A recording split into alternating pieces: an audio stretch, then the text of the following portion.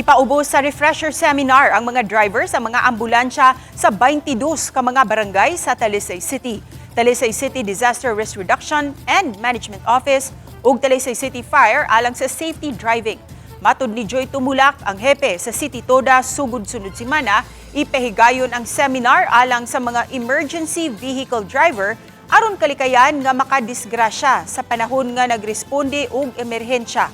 Kay numduman nakalas ang usa ka tinunan dihang nagkabangga ang motorsiklo ug ang ambulansya nga nahitabo sa Cebu City.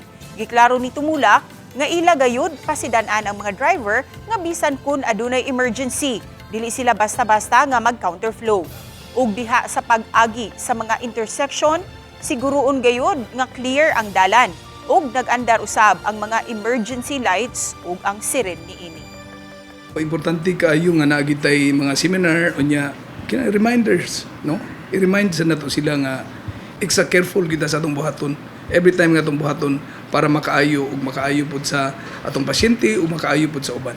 Nagda sa atong mga ambulance nakahupot ni og mga professional driver's license unya siguroon sa gyud nato nga kining ato ang mga driver sa mga emergency vehicle nakamaniho sud sa taas na nga panahon nga dili lang kay bag-o lang nakat-on.